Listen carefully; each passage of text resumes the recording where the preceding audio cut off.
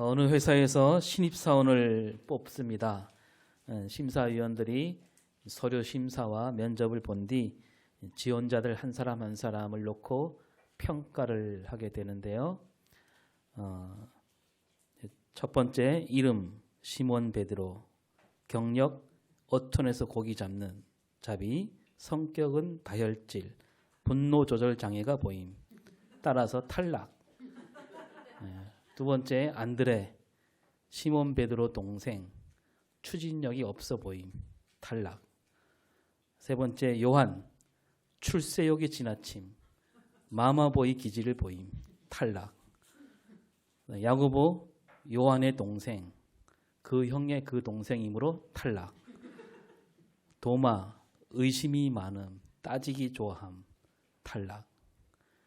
지원자들 모두가 그 회사에 들어가지 못했다라고 합니다.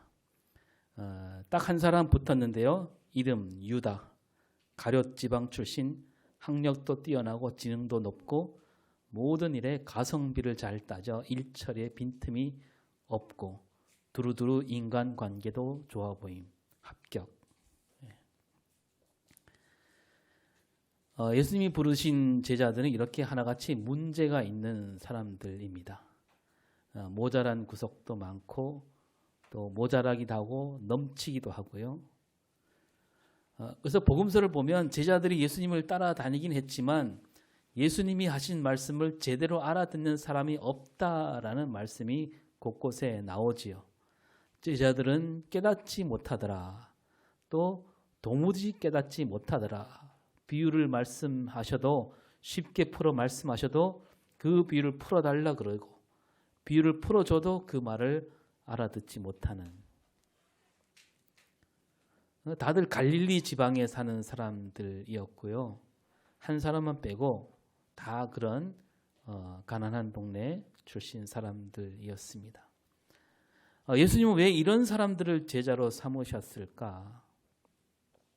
세상 눈으로 보면 도움이 되지 않는 사람들, 어디 가도 써주지 않는 사람들, 그런 사람들을 예수님이 제자로 부르셨습니다. 예수님은 세상과 다른 눈으로 사람을 보신다는 말씀이죠. 우리가 오늘 읽은 말씀에서도 예수님이 제자들을 부르시고 있는데 여기서 우리는 예수님은 어떤 눈으로 사람을 보시는가, 그걸 우리가 엿볼 수가 있습니다. 오늘 말씀에 나오는 두 사람은 빌립과 나다나엘입니다. 예수님이 이제 먼저 빌립을 부르시는데요. 44절을 볼까요? 시작.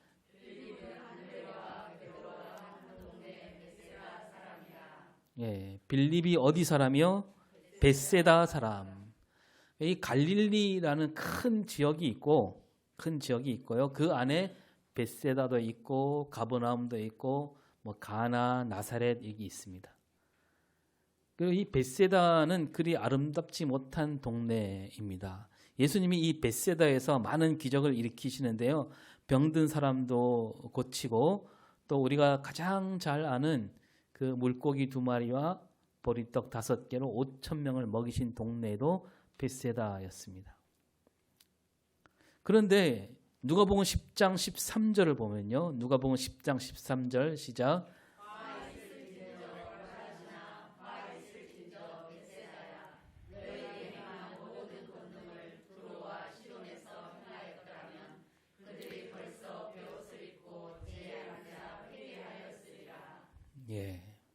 고라신과 벳세다, 그 이웃 동네에 있는 마을인데요.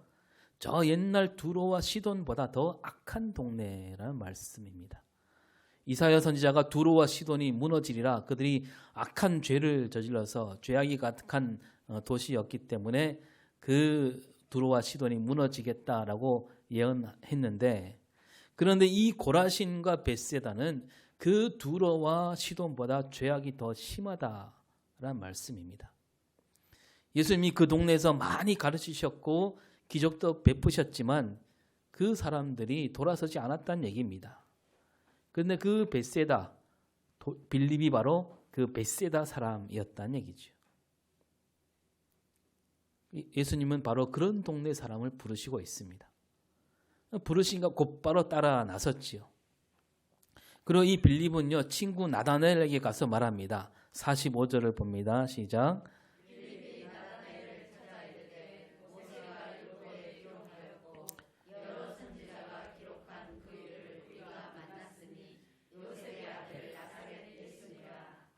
예. 빌립을 이제 좋게 보면 다른 사람 말을 쉽게 받아들인 사람이라고 할 수 있고, 또 다르게 보면 귀가 무척 얇은 사람이라고 할 수 있습니다. 왜냐하면 빌립이 지금 이 한 말, 율법에 기록하였고 선지자가 기록한 그 일을, 그러니까 메시아를 만났다, 그거 아닙니까? 이 말은 누가 한 말이냐면 그 위에 올라가면 안드레가 한 말입니다. 안드레는 원래 세례 요한 제자였다가 세례 요한이 예수님을 알려주니까 예수님을 따르게 된 제자였지요. 그 안드레가 자기 형 시몬에게 뭐라고 합니까? 41절에 우리가 만났다. 그러니까 빌립은 안드레가 한 말을 그대로 옮겨 놓고 있다는 겁니다. 그리고 빌립이 한 말을 듣고 나다나엘이 시큰둥하게 말하니까 빌립이 이렇게 말합니다. 와서 보라. 와서 보라. 이 말도 따라한 말이에요. 세례 요한 제자 두 사람이 예수님을 따를 때 예수님이 그들에게 말씀하십니다. 39절, 1장 39절 볼까요? 와서 보라.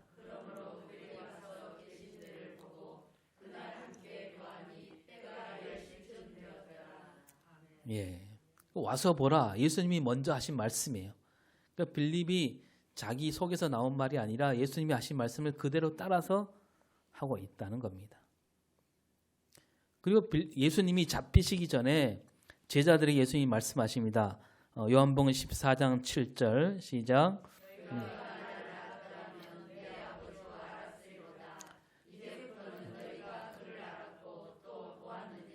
예, 예수님이 이렇게 말씀하시니까 빌립이 뭐라고 대답하냐면 14장 8절에 나오죠.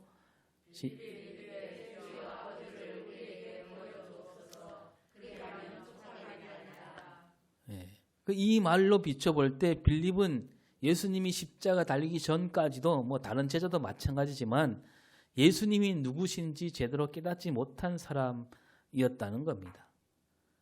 그래서 나다나엘에게 말하는 것도 빌립이 어떤 깨달음이 있어서가 아니라 와서 보라고 했지만 자기가 깨달은 뒤에 와서 보라고 한 것이 아니라 딱히 할 말이 없어서 예수님이 하신 말씀을 그냥 그대로 따라한 거죠. 앵무새처럼. 그 빌립은 이렇게 뚜렷한 자기 생각이 없는 사람. 그저 다른 사람이 그렇다 그러면 그렇구나 하고 쉽게 믿어버리는 사람이고, 친구 나다나엘이 좀 세게 나오니까 뭐라고 받아치지는 못하고 와서 보라고 말할 뿐입니다. 예수님이 바로 그런 빌립, 그 여린 빌립을 부르셨다라는 겁니다. 예수님이 보시기에 그러한 빌립도 하나님 나라 일꾼으로 세울 수 있다는 것을 예수님이 우리에게 보여주고 있는 거죠. 자, 이제 나다나엘을 보면요, 빌립과 견주어 나다나엘은 아주 똑부러지는 사람입니다. 똑부러진다 해서 뭐 똘똘하다거나 능력이 있는 사람이란 뜻은 아닙니다. 자기 생각이 뚜렷하기는 한데 좀 삐뚤어지게 똑똑한 사람이지요. 나다나엘도 성경을 아는 사람이고 메시아를 기다린 사람입니다. 그러니까 빌립이 나다나엘을 바로 찾아간 거죠. 빌립이 말하기를 45절을 다시 볼까요? 시작. 모세가 율법에 기록하였고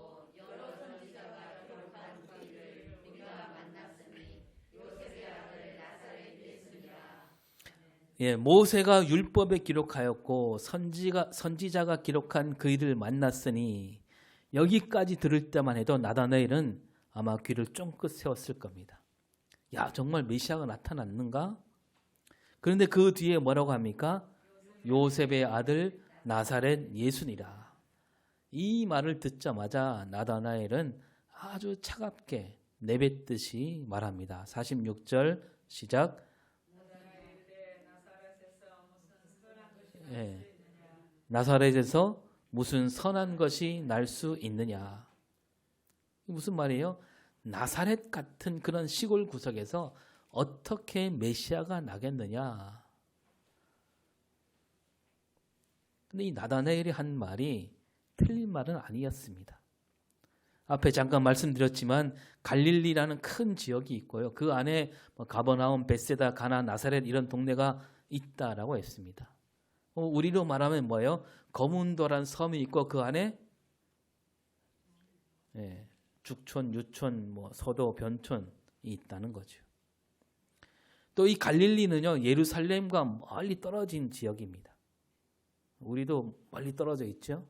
멀리 떨어져 있는데 더구나 이 갈릴리란 지역과 이 예루살렘 그 사이에 뭐가 있냐면 사마리아 땅이 있습니다.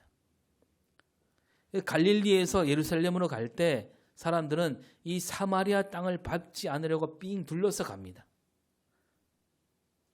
이 사마리아 땅을 가로질러 간다 해도 먼 거리인데 그렇게 돌아서 가야 하니까 더 멀지요. 그냥 거리만 먼 게 아니라 뭐라고 할까요? 이 심리적 거리, 마음의 거리도 먼 동네가 바로 갈릴리입니다. 그리고 이 갈릴리를 지나가면 이방 나라 땅이, 또 한때 갈릴리는 이방 나라 땅이기도 했습니다. 예루살렘 사람들은 갈릴리 사람들을 볼 때마다 뭐라고 부르냐면 이방 사람들의 갈릴리. 그러니 이 갈릴리에서는 어떤 그 기대할 만한 것, 그런 것이 나올 리 없다라는 거죠. 메시아는커녕 예언자도 나오기 힘든 지역이라는 겁니다. 거기 사는 그 예수라는 사람, 여러분 예수라는 이름이 아주 흔한 이름이었어요. 그 당시. 그게 구약으로 올라가면 여호수아, 신약에 와서 예수가 되거든요. 아주 흔한 이름이에요. 우리로 말하면 철수, 그 정도 돼요. 김철수. 그 목수의 아들 예수를 내가 왜 굳이 만나느냐? 그 사람이 메시아일 리가 없다. 그 얘기 아닙니까? 그러니까 이 세상 눈으로 보면 나다나엘 말이 맞습니다. 여러분, 세상은 사람을 볼 때 그렇게 보지 않습니까? 어디 출신이냐? 얼마나 많이 배웠느냐? 아버지는 뭐 하시는 분이냐? 흙수저냐? 금수저냐? 그런 잣대로 사람을 봅니다. 그래서 성탄절에도 말씀드렸지만 사람들은 다들 어디로 가려고 합니까? 도시로. 더 큰 도시로 가려고 합니다. 시골에 있으면 될 일도 안 된다. 적어도 애들을 가르치려면 큰 도시로 가야 한다. 그거죠. 그러니까 우리 거문도 인구가 왜 자꾸 줄어듭니까? 자라나는 아이들을 생각하면 여기에선 희망이 없다. 사실 거문도 우리뿐만 아니라 우리나라 농어촌은 갈수록 사람이 줄어들고 있지 않습니까? 통계청 인구 총조사의 자료에 따르면 1975년에 132개 농어촌 지역에 살던 사람이 1790만 명이었다고 합니다. 1790만 명.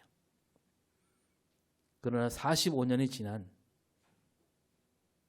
2020년도에 와서는 농어촌에 400만 명도 남지 않았다고 합니다. 왜 다들 그렇게 떠났을까요? 돈을 벌러 떠났고 애들 교육 때문에 떠나고요. 나이가 들면 병원 때문에 떠났죠. 다들 저마다 서울로 떠납니다. 그리고 다들 서울 사람이 되려고. 사투리는 촌스럽다 이거 아닙니까? 서울말 배우기에 막 힘을 기울입니다. 저도 그랬는데요. 저는 어릴 때부터 강원도 사투리를 안 쓰려고 얼마나 애를 썼는지 모릅니다. 그래서 엄마가 쓰는 말을 안 썼어요. 텔레비전에 나오는 사람들처럼 서울말 쓰려고 무던히 힘썼던 기억이 있는데, 그래서 지금 사실 저는 고향말을 잊어버렸어요. 저 강원도 사투리 쓰던가요? 근데 서울 가서 생각이 바뀌었는데요. 고향이 있다는 거, 내가 강원도 사람이라는 거, 이거 결코 부끄러운 일이 아니다.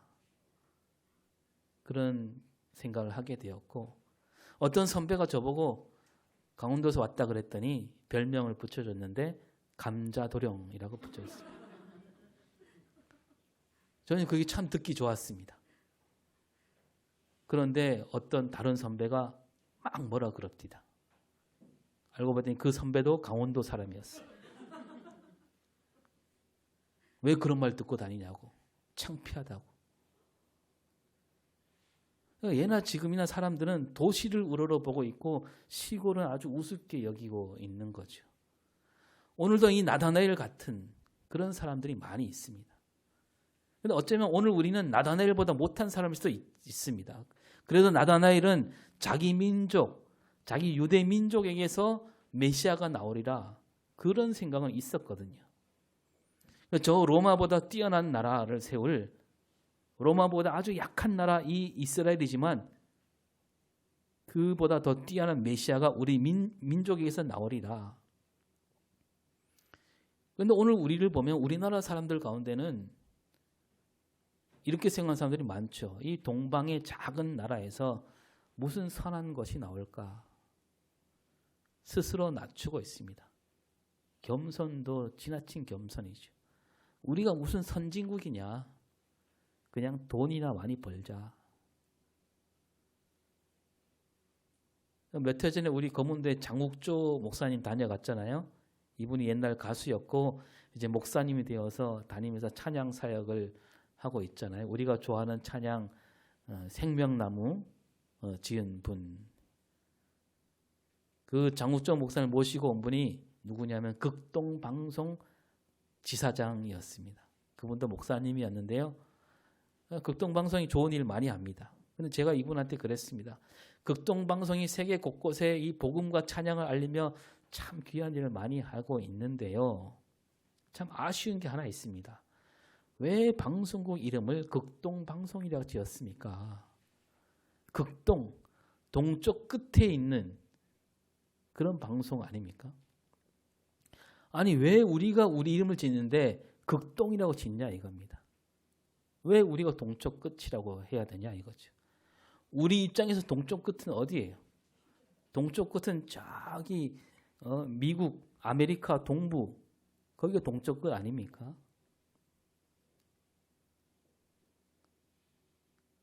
스스로 자기를 주변으로 생각하는 거죠. 그분도 그 얘기를 했더니 자기도 같은 생각이다 그럽니다. 그리고 2002년 월드컵 때 우리가 월드컵 첫 승을 넘어서 16강 올랐잖아요. 그리고 8강까지 올라갔습니다. 그때 사람들이 뭐라고 했냐면 자 여기까지 하자 우리. 우리가 더 올라가면 세계가 놀라고 놀라움을 넘어서 이 월드컵이란 위상이 떨어지지 않을까. 그런 걱정을 하고 있더라고요. 저는 그때 생각이 달랐습니다. 아니 우리는 4강 가면 안 되나? 우리는 결승 우승 바라면 안 되나? 꼭 브라질이나 독일 그런 나라면 우승해야 되는가 이거죠. 그럴 거면 월드컵 때 하지 말지. 또 우리나라 대통령이 노벨 평화상을 받았잖아요. 그랬더니 우리 같은 작은 나라가 무슨 노벨상이냐고. 저거는 우리가 받을 만해서 받은 게 아니라 뭔가 뒷돈을 주고 받은 상 아니냐고 이런 말 하는 사람도 있었습니다. 노벨상 위원회에서 그 말을 듣고 그랬다지요. 야, 저 코리아에는 이제 노벨상 주지 말자. 하여튼 사람들은 이렇게 겉으로 드러난 것, 겉으로 드러난 그 처지와 형편, 그것만 보고 이건 이렇다, 저렇다 선을 딱 긋고 있습니다. 이 나다나엘도 그런 사람이었습니다. 그런데 이 나사렛에서 무슨 선한 것이 날 수 있느냐라고 했는데 웬일인지 나다나엘이 빌립을 따라 예수님에게로 가게 됩니다. 빌립이 아까 말씀드린 대로 말로는 나다나엘을 이길 수 없었고 하니까 끌고 갔을 수 있겠죠. 아니면 나다나엘이 말은 그렇게 했지만 그래도 한번 얼굴이나 한번 보자. 그런 생각으로 갔으리라 봅니다.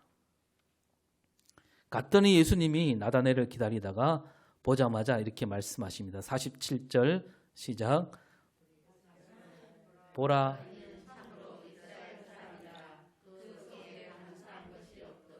예, 참으로 이스라엘 사람이고 그 속에 간사한 것이 없다. 이보다 더 큰 칭찬이 없습니다. 참 이스라엘 사람, 이스라엘을 참으로 아끼고 사랑한 사람. 그리고 이 이스라엘이라는 말은 나라 이름이기도 하지만 그들 조상 야곱을 가리키는 말이기도 하지요.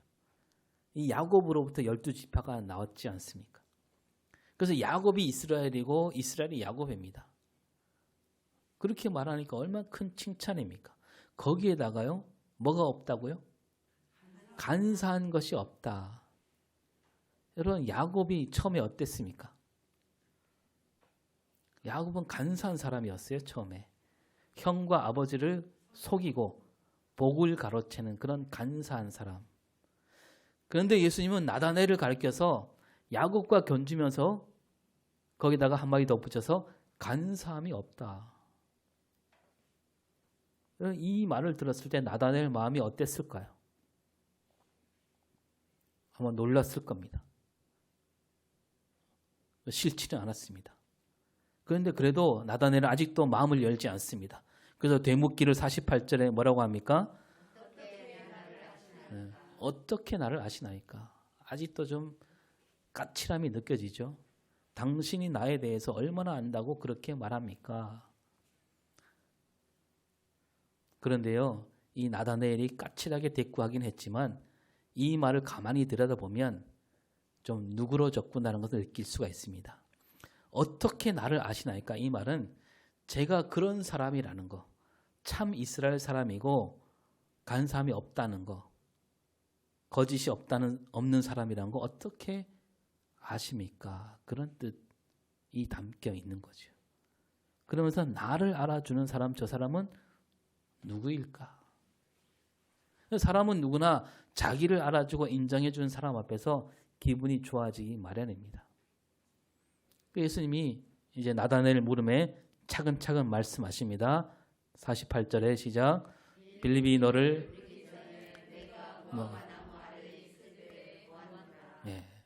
이렇게 말하니까 나다나엘이 대답합니다. 49절에 시작.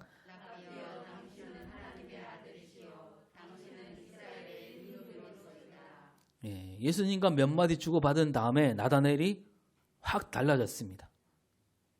나사렛에서 무슨 사는 것이 나올 수 있느냐라고 하던 이 나다나엘이 예수님을 가리켜서 당신은 하나님의 아들이고 이스라엘의 임금이다. 놀라운 고백 아닙니까? 여러분, 가이사랴 빌립보에서 베드로가 외친 고백보다 이 고백이 훨씬 빠른 고백이에요. 만나자마자 그렇게 한 거 아닙니까? 어떻게 이렇게 달라졌을까?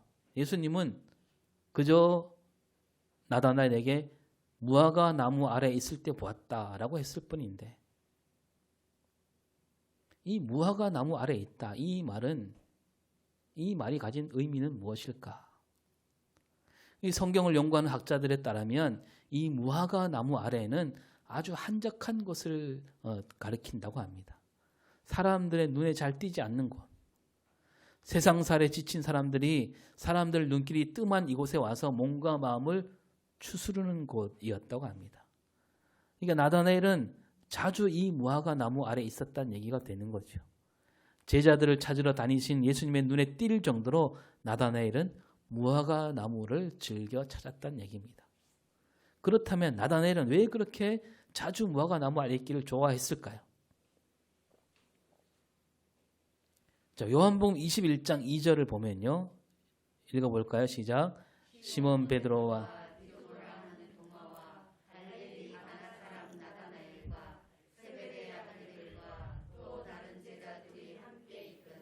이제 다시 살아나신 예수님이 제자들에게 나타나시고 있는데 그 제자들 이름을 이렇게 보여주고 있잖아요. 시몬 베드로, 디두모라 하는 도마, 갈릴리 가나 사람 나다나엘, 세베대의 아들들.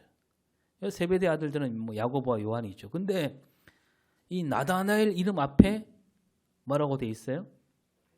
갈릴리 가나 사람이라고. 나다나엘은 바로 갈릴리 사람이라고 이렇게 보여주고 있습니다. 여러분, 이 가나와 나사렛은 바로 갈릴리 안에 속해 있는 동네라는 얘기죠. 지도를 보면 가나와 나사렛 옆에 붙어 있습니다. 거기서 거기입니다.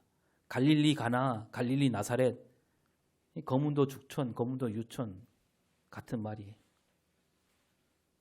그러니까 예수님은 바로 나다나엘 고향 바로 옆 동네 사시는 분이었다는 겁니다. 그런데 나다나엘은 예수님이 갈릴리 사람이라는 말을 듣고 반가워하기는커녕 오히려 업신여긴 말을 했잖아요. 나사렛에서 무슨 사는 것이 날 수 있느냐. 여러분, 이 말은요, 뭐 우리 고향 갈릴리 가나에서는 선한 것이 날 수 있지만 이 옆 동네 나사렛에서는 결코 날 수 없다, 그런 뜻이 아닙니다. 그러니까 가나나 나사렛이나 거기서 거기라는 뜻이죠. 내가 가나 사람인데 잘 아는데 그 나사렛 그 동네에 그런 사람이 나올 리가 없다. 나다나엘은 왜 이렇게 자기 이 갈릴리에 대해서 악담을 퍼부었을까? 앞에 말씀드리기를 나다나엘이 세상 눈으로 세상을 바라보고 있기 때문이라고 했습니다. 그런데 그게 다가 아니었다는 거죠. 왜냐하면 예수님은 그 나다나엘을 꿰뚫어 보고 계십니다. 그 겉으로 내뱉은 말, 나사렛에서 서는 것이 날 수 없다는 그 말이 다가 아니라는 것을 예수님이 알고 계셨다는 거죠. 나다나엘이 말은 그렇게 하지만 그 누구보다도 애타게 메시아를 기다리고 있고 이 험한 땅에 이 험한 시절에 반드시 메시아가 와야 한다라는 그 속마음이 담긴 말이라는 것을 예수님이 알고 계셨다는 거죠. 하루빨리 세상이 바뀌어야 하는데 내가 할 수 있는 일이 없구나. 아무도 알아주지 않는 땅, 이 시골 구석에서는 도무지 앞이 보이지 않는데 내가 저 예루살렘으로 가야 하나?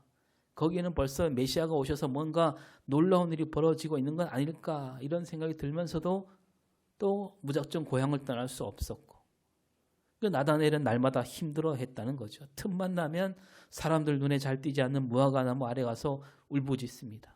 하나님께 매달리기도 했습니다. 주여 이 땅을 고쳐주소서. 오신다 하는 메시아는 언제 오신단 말입니까? 얼어붙은 이 땅, 하늘마저 얼어버린 땅, 여기에 메시아가 오실 리 없겠지요. 저 햇빛도 빛을 잃은 이 캄캄한 거리에 메시아가 오시지는 않겠지요. 외로움에 지친 사람들, 가난으로 얼굴이 야위고 마음조차 헛헛한 사람들, 그들 앞에 메시아가 오지는 않겠지요. 거절당한 사람들만 모여있는 곳, 여기에 메시아라니요. 그런 마음을 담아서 나다나엘은 나사렛에서 무슨 사는 것이 날 수 있느냐. 한숨과 절망, 좌절, 한탄이 뒤섞인 외침이고 속으로 우는 눈물이었습니다. 우리 주님은 그 나다나엘을 보시면서 나사렛에서 무슨 사는 것이 날 수 있느냐, 이 말 속에 담겨있는 그 속울음에서 나다나엘 마음을 읽어내셨습니다. 겉으로는 저렇게 말하고 있지만 그 속에서는 오 주여 이제는 여기에 우리와 함께 하소서.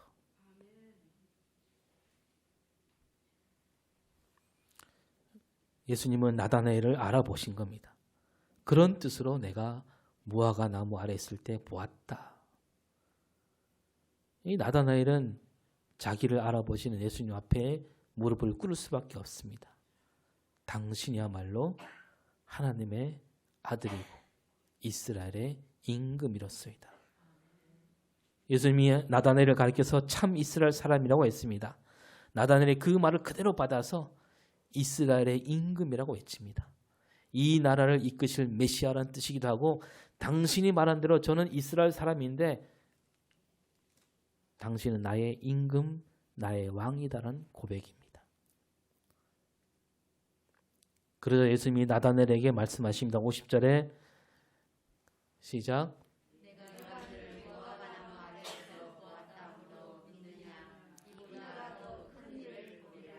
예, 예수님은 한 걸음 더 나가서 이보다 더 큰 일을 보리라고 하십니다. 더 큰 일이 뭡니까? 51절에 나옵니다. 시작. 진실로 진실로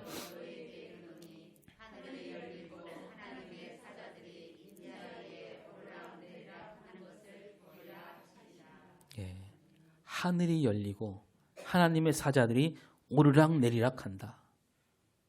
예수님 위에서, 예수님이 선 그 자리에서 말입니다. 이 말씀은 먼저 옛날 야곱을 떠올리게 합니다. 형과 아버지를 속이고 복을 가로챈 야곱이 두려워 달아나다가 길에서 꿈을 꾸지요. 자다가 사닥다리가 땅에서부터 하늘까지 이어지고 하나님의 사자들이 오르락 내리락하는 그런 꿈을 봅니다. 그 꿈에서 하나님을 만나지요. 그때 하나님이 야곱에게 뭐라고 말씀하십니까? 창세기 28장 15절 시작. 너와 함께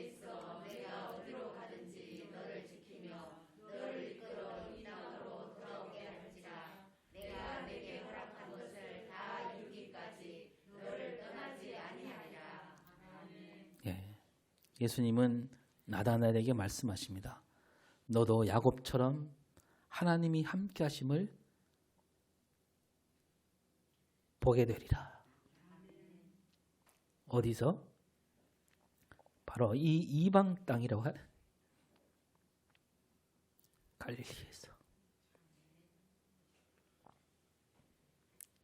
더 큰 일을 보리라. 하나님의 사자들이 오르락 내리락 하는 것을 보리라. 세상 눈으로 볼 때는 보이지 않는다는 거죠. 마음으로 볼 때, 하나님이 주시는 마음으로 보면 그게 보인다는 말씀이고, 예수님이 바로 그에게 하나님이 주신 마음을 주시겠다는 얘기입니다. 하나님이 주신 마음으로 보면 하나님 나라는 저 큰 도시 예루살렘에서 시작되지 않습니다. 바로 여기 사람들이 거들떠보지 않는 이 땅에서 시작된다고 말씀하십니다. 오늘 하나님 나라는 어디 시작되겠습니까? 세상 눈으로 보면 저 큰 도시, 사람들이 많이 모인 곳, 큰 교회 건물이 우뚝우뚝 솟아있는 거기에 먼저 하나님 나라가 시작된다 라고 하겠지만, 그러나 하나님이 주신 마음으로 보면 결코 그렇지 않습니다. 하나님 나라는 어디에서? 바로 여기 우리가 사는 이 검문도, 이 죽촌 땅에서 하나님 나라가 시작된다고. 그래서 하나님은 우리를 여기에 살게 하셨고 또 우리를 하나님 나라 일꾼으로 불러주셨습니다. 기도하겠습니다.